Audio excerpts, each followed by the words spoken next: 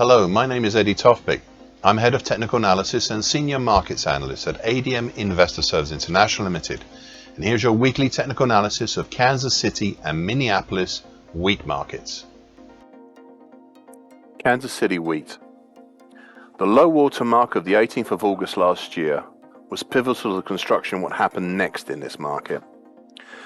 Back then, the market failed to break down through the neckline, currently at 832, which is highlighted in bright red on my daily chart, the small but highly influential October 2021 to January 22 head and shoulders top. Please bear in mind this neckline, as it will crop up again later on. Anyway, the market chose back then to construct a new pattern, a bull channel. Prices moved up and penetrated the 957 area, the gateway to a congestion area between 957 and 1001. Rising and pushing up over the long moving average, currently at 952, plus a lot of the old congestion made up from 2011 and 2012. However, the addition at the time of the long moving average on top eroded this rise, and in early October last year the market broke down and out of this bull channel. A choice now came upon this market at this point. This is a parallel to what we saw in Chicago wheat futures. Much like Chicago wheat though, it's not a complete duplicate. This market had two avenues. The market chose what I described in my commentary from a few weeks ago, and I quote, the straightforward move down with potential targets for the break of the bull channel.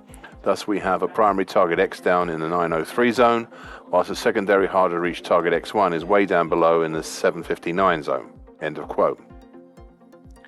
In late November, prices reached the primary target at 903 and continued lower, all the way down through the 50% Fibonacci line of the August 2020 to May 2021 move at 900, the 50% Fibonacci line of September 2019 to May 22 move at 881, the 2013 high 862, and the 2014 high 855.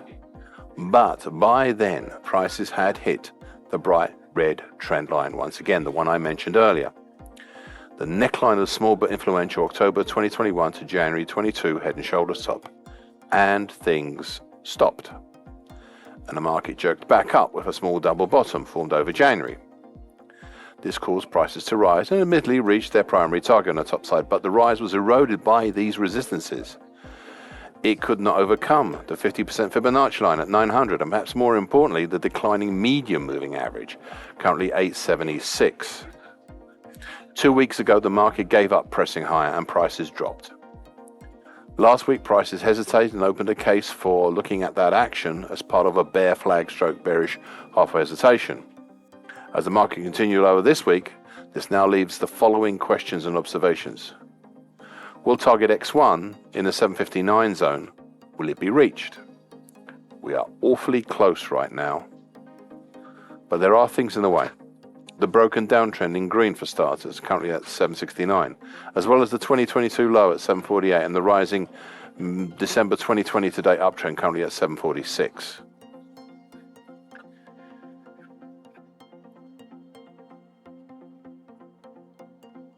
Which is close by that 2022 low. Minneapolis wheat. Back in early September last year, there was the start of a new bullish pattern, bull channel come ascending, expanding wedge pattern, which I've highlighted in dark blue on my daily chart. The rise here was slower than in other grey markets. In early October, the market broke down through the lower bull channel line and gave us the same choices that we've seen in both Chicago and Kansas City. The market chose a straightforward move lower with potential targets. Thus, we had a primary target below, way lower compared with the other grain markets in the 883 zone, with a secondary harder to reach target X1 down in the 840 zone. This market was, as I said, slower, and so it was that prices only managed to reach the primary target in mid-January before moving back up again through February. In the process of moving higher, prices also punched up and out of the upper bear channel line. That's currently at 865, and that's of a bear channel that has been constructed since the break lower back in October last year. You can see this as the bear channel is highlighted in bright red on my daily chart. The upper bear channel line had entwining it during December the declining short medium moving average, currently at 899. But by late January these two started to part their ways, and thus individually they were weaker as resistances. This opened up the idea to the whole June 22 to date action being a possible double bottom. You can still see that question planted there on my daily chart.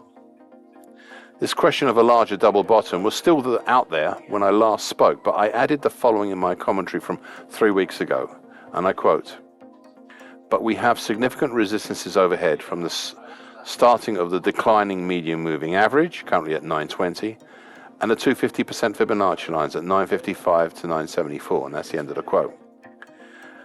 And I added, and I quote again, plus the whole idea of a very large double bottom to deal with. Do we really wish to go that way? This is the next real question that needs to be answered, end of quote. 3 weeks ago, we received the first glimmer of an answer, with a fuller answer 2 weeks ago. We first saw the medium moving average capping the market over the week of the 13th to the 17th of February. And then the following Monday, the 21st, we saw the start of a move lower with a combined key reversal down and bearish engulfing pattern. Last week, when the market reacquired the upper trend line, currently 865 of the bear channel, plus the 2017 high at 868 and the August 22 low at 862, we saw some hesitation, which has brought out here, as in other grain markets, possibility that we might have a bear flag last week. More on this shortly. Then this week, prices reached down finally to target X1 in the 840 zone, fulfilling all the targets below for the bull channel come ascending expanding wedge pattern break. This has left us with the previously mentioned bear flag pattern. This has a recent one, that is. This has a potential target X below in the 810 zone, and we have come awfully close to reaching that today. Now comes the fly in the ointment. Whilst there are not significant supports below until the July 2021 low at 778, I should point out the old gap, 817 to 817.5, dating from July 2021. This is a small gap, but it's still a gap and it seems to currently be halting the decline. Pay close attention to that gap. Thank you for listening. This weekly broadcast gives the essential market patterns and consequences. Please be aware of the risk disclaimer posted both at the front and the back of this broadcast. Copyright is Eddie Tofpik and ADM Investor Services International Limited. And here comes the final important bit.